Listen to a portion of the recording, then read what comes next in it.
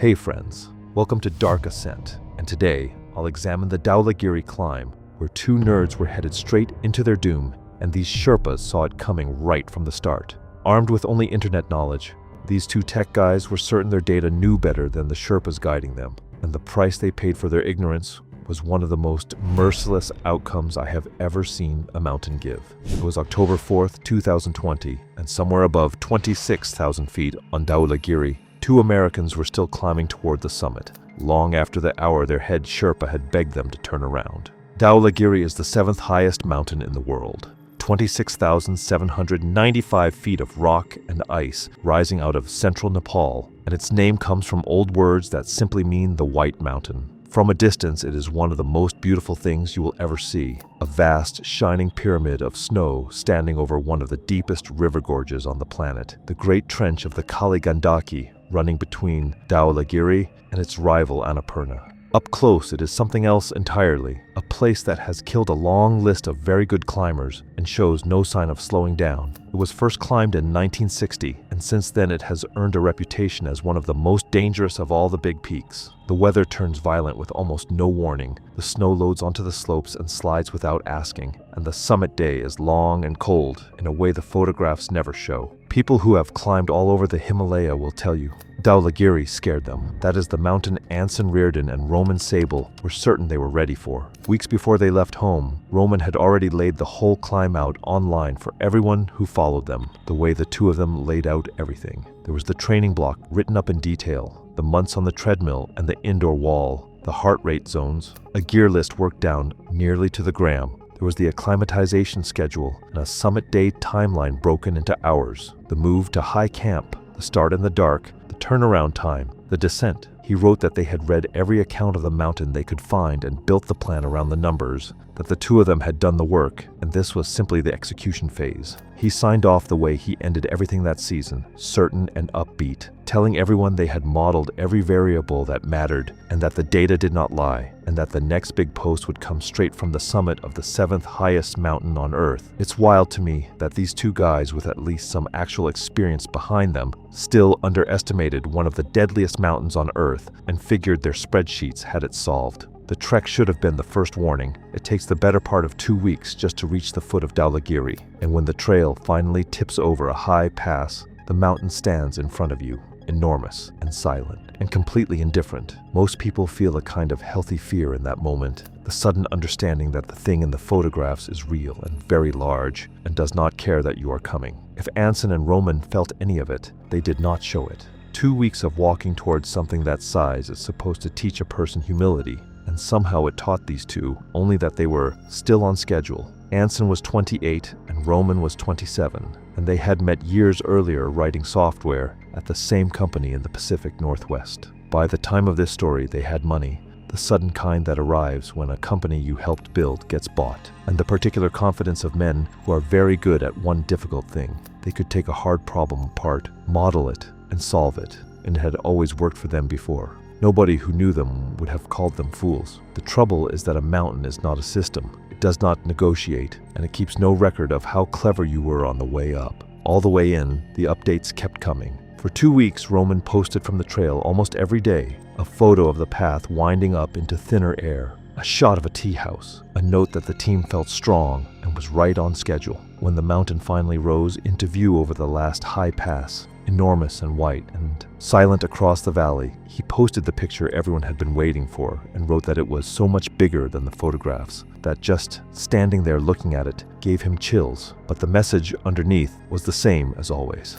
that seeing it up close only made him more sure because they had planned for exactly this. And a plan does not get smaller just because the mountain turns out to be huge. Anson posted almost nothing and saved it all for the log on his phone. It baffles me that just because of some heavily guided walk-ups like Aconcagua and Denali made these two think that a mountain as deadly as Dhaulagiri would just be the next one on the list. On paper, their climbing record looked respectable, the kind that makes a person feel ready. They had walked up Kilimanjaro, ground their way to the top of Aconcagua, and suffered through the cold of Denali, real mountains that had taught them they could hurt and keep going. But every one of those had been a guided summit handed to them in good conditions. None of them an 8,000er, and not one carried the steep, technical, avalanche-loaded danger of the mountain they had chosen now. A stack of big walk-ups is not the same as being ready for one of the deadliest peaks in the Himalaya, and somewhere in all their research, the two had blurred that line until they could no longer see it. When they found an expedition company in Kathmandu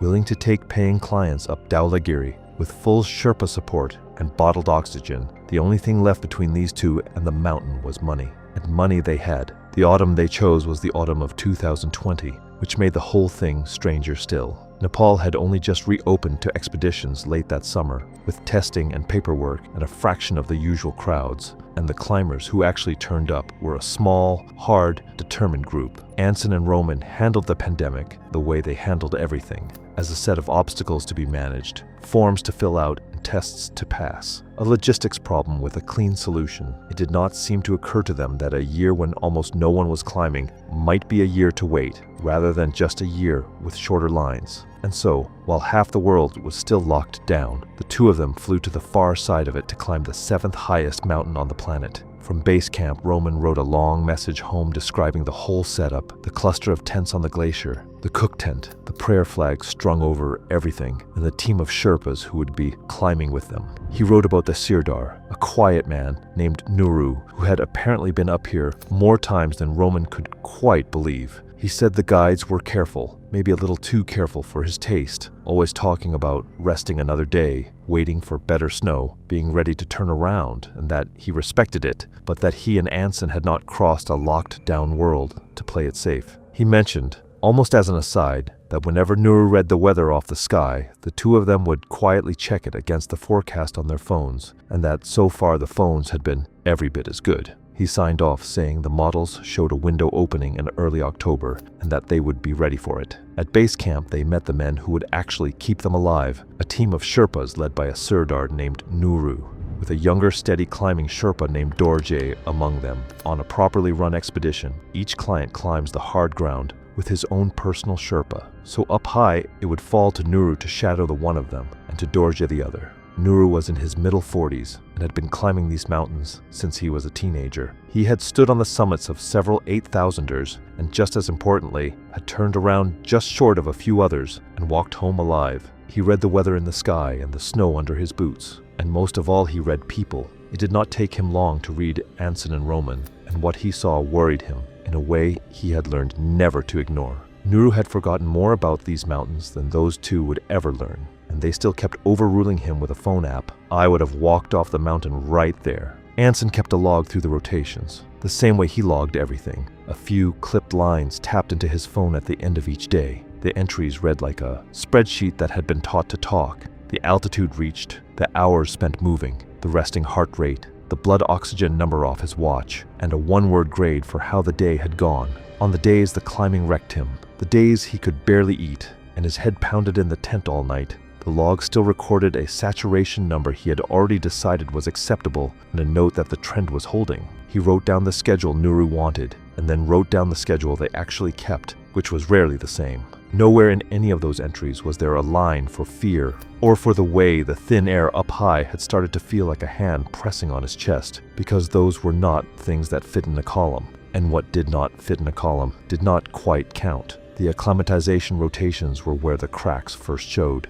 Climbing a peak like this means going up and back down several times before any summit push, sleeping a little higher each round, and on every rotation, the two were among the slowest people on the mountain, well behind the schedule Nuru set, stopping constantly to gather themselves. When Roman felt truly awful, he would check the oxygen reading on his watch, see a number he had already decided was acceptable, and keep pushing. When Nuru suggested an extra rest day or a slower pace, the two would hear him out politely and then do more or less what they had planned all along, because they simply could not believe that a man without their schooling knew something they did not. There was one rotation, partway up, that should have ended the whole thing right there. A short stretch of steep, exposed snow that the seasoned climbers around them crossed quickly gave Roman real trouble, and he hung off the fixed line far longer than was safe, fumbling with his gear while Nuru talked him through it, inch by inch. At the top of it, he was shaking, and for one moment, even he seemed to understand exactly where he was. The mountain had shown them as plainly as it knew how, exactly how thin the margin really was. But by the next morning, it had already been filed away as a bad day rather than the warning it was. That night, Roman wrote about the bad stretch on the fixed line, but by the time it reached the page, the fear had already been filed off. He called it a tricky little section, said he had gotten pumped and had to stop and breathe and let Nuru talk him through it. Nothing the guides could not handle. He noted almost proudly that his recovery score had come back green the next morning, as if a good number on his wrist at breakfast could erase what his own body had been screaming at him the day before while he hung off that rope. He finished the entry the way he finished all of them, saying he felt stronger every day and that the summit was starting to feel less like a question and more like a date already circled on the calendar. I think it's just crazy how the mountain literally left Roman shaking on a rope, but because the next morning he saw a good number on his watch and thought he was fine. Altitude is the great equalizer, and it does not care about any of the things these two had built their confidence on.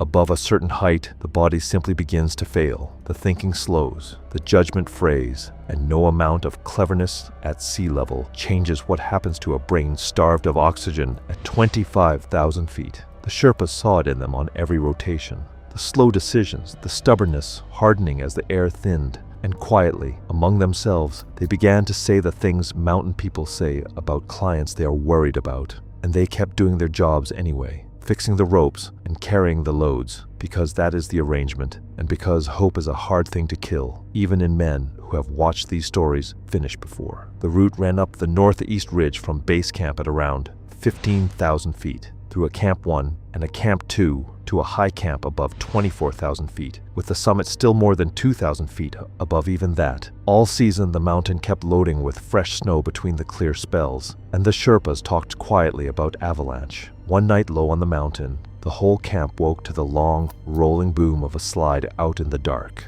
and in the morning the Sherpas studied the slopes above and said very little. Nuru had seen this mountain go from a calm blue morning to a screaming whiteout in a single afternoon, and he knew it did not warn you ahead of time, no matter what a forecast built 1,000 miles away promised on a screen. Look, I know that watch gives you a tidy little oxygen number, but I have never once seen a number on a man's wrist drag him back onto his feet. There is one last entry in Anson's log, written in the gray light of that final morning before they left for the top. He noted that Nuru had pulled them aside the evening before and told them plainly he did not love the window, that the slopes were too freshly loaded and the timing too tight, and that he would rather wait. Anson wrote it all down, the way he wrote everything down, and then beside it he set the numbers from the forecast he trusted. The low winds, the clear skies, the clean line on the graph. Between the man and the model, the entry made it perfectly clear which one he believed.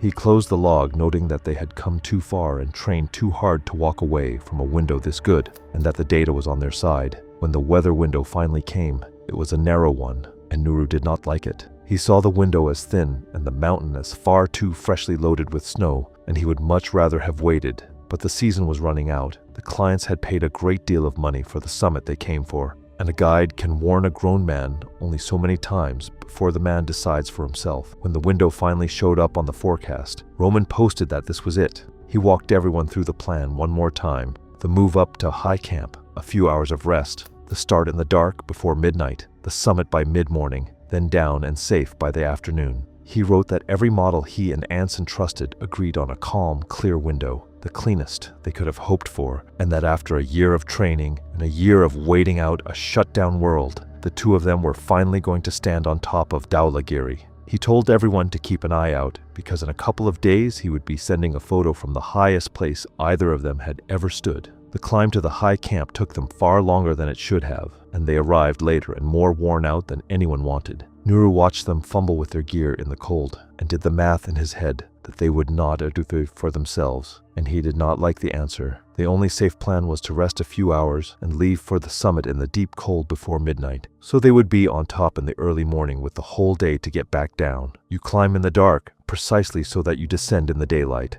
and there is no clever way around that rule. But the two were spent, slow getting ready, slow eating, slow pulling on their boots, and by the time they crawled out of the tents the night was gone, and the sky was graying in the east. They were beginning their summit day at the hour they should already have been finishing the first half of it. The night before they left that high camp, Roman sent one last short message home on the satellite device, the way he had at every single stop on the mountain. He told everyone the forecast still looked perfect, that the two of them felt strong, that the hardest part was behind them now, and that the very next picture he sent would be from the summit of Dhaulagiri. It was the last message either of them ever sent. You do not casually stroll out of high camp on an 8,000er after sunrise. Every climber alive knows that, and the Sherpas watched these guys do it like the clock was somebody else's problem. The morning climb was slow, and for a while it was beautiful. Exactly the thing they had pictured for a year. Up that high, the air holds only about a third of the oxygen it does at sea level, and even on bottled gas, their bodies were breaking down with every step, a clock running that no training has ever stopped. The few other climbers on the mountain that morning passed them coming down, already done and heading for safety, and more than one gave the late pair a long look before moving on. Nuru and Dorje stayed with them the whole way, Nuru watching the clouds stack up off to the west in a shape he did not like. The summit couloir rose ahead of them, a long, steep ribbon of snow toward the final ridge, and they ground up it, one breath at a time. By late morning, the two were still climbing, hours past the point where everyone else had turned for home, and the wind was beginning to rise. So Nuru called it. He told them, as plainly as the thin air let him, that it was finished, that the summit was not worth what it would cost to keep clawing toward it this late with that weather coming, and that the only thing that mattered now was getting down while getting down was still possible. He had turned back near the top of mountains before and lived to climb them another year, and he was asking these two to do the same. It was the most important thing anyone said on that mountain all season, and it came from the one person up there who understood exactly what was about to happen. Picture the most experienced man on the whole mountain telling you to turn around, and you answer him by holding up a forecast on a cracked phone screen. I mean, what do you even say? They did not listen. Anson checked the forecast on the phone, the clean line that still promised them hours, and he weighed the man in front of him against the model in his hand. And he chose the model. The top was so close they could almost touch it. So they kept climbing, and Nuru and Dorje, who had not abandoned two clients in their care, climbed with them, and the clouds the forecast did not believe in kept stacking higher and darker behind them. They reached the summit of Dhaulagiri in the early afternoon, hours behind, in a wind that was no longer the gentle thing the forecast had drawn. For a few minutes they had what they came for, the highest point for miles in every direction. Roman took the photographs, and then they turned to start down, into a sky gone flat and heavy gray, and the first hard gusts came tearing across the ridge, carrying snow, and the light began to fail, and the temperature dropped off a cliff. There were no other teams up there now, just the four of them and the weather. So they got their summit photo. They really did. And here's the part I really wish people understood. The top is the easy half, and the half that kills you is the climb back down. What came next was the exact thing Nuru had feared since the first rotation. The storm closed over them on the upper mountain, and the world shrank to the few feet the headlamps could reach, the wind tearing at them, fresh snow swallowing the track they had broken on the way up. The overlong day had burned through their bottled oxygen, and somewhere up there the gas ran low and then ran out, and without it, at that altitude, the cold closed in far faster. Roman began to slow, then to stumble, then to sit down in the snow, the way exhausted climbers do right before the end. Anson would not leave him, and the two Sherpas did everything human beings can do up there. They got them up, they short-roped them, they fought the weather and the failing bodies of two men who each outweighed them, foot by foot, down the mountain. Exhaustion at that altitude in that cold is not simple tiredness. It is the body beginning to shut itself down, and on Dhaulagiri more people die going down than going up. And then the two Sherpas reach the very edge of what was humanly possible. There is a point where the men who stay will simply die alongside the people they are trying to save, where the only choice left is a terrible one.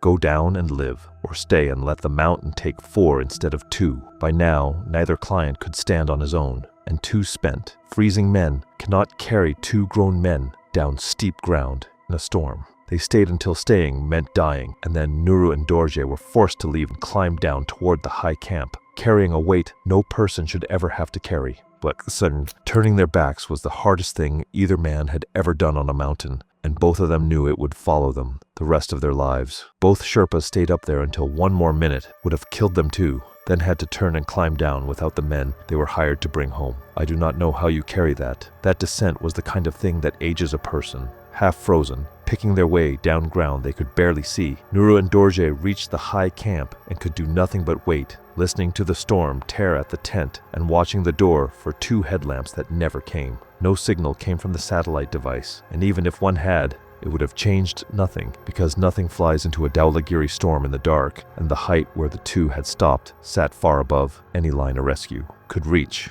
Nuru had brought worse prepared clients down off worse ground than this, and the fact that he could not bring these two down would sit on him long after the frostbite healed. They did not come in the night. They did not come at first light. By the time the weather broke enough to send anyone up to look, every person on that mountain already understood what it had decided. Anson Reardon and Roman Sable never came down off Dhaulagiri. They died high on the mountain that night in the storm their forecast had sworn would not arrive. Somewhere above the high camp and within reach of the summit they had refused to let go of. The two men who had researched everything, modeled everything, and optimized everything were stopped cold by the one thing none of it could touch: a mountain in central Nepal that does precisely what it wants and has never once been impressed by anybody. Nuru and Dorje came down to base, camp alive, frostbitten, and hollowed out. The expedition company began the grim work that follows, notifying the liaison officer assigned to the climb, the local authorities down in the district, and through the company and the embassy, the two families still waiting for a photograph from the top. Once the weather broke, a helicopter searched the upper mountain, and Sherpas climbed as high as the risk allowed, but the two had died too high for anyone to reach, and Dhaulagiri did not give them back. What came down instead was the record of it, the cheerful messages Roman had sent from every camp, the long log on Anson's phone, and the forecast he had trusted with both their lives. A clean, confident line drawn across the worst day the mountain could have picked. Honestly, the Sherpas saw this whole thing coming weeks earlier at base camp, and that is the cruelest part. The two men with an answer for everything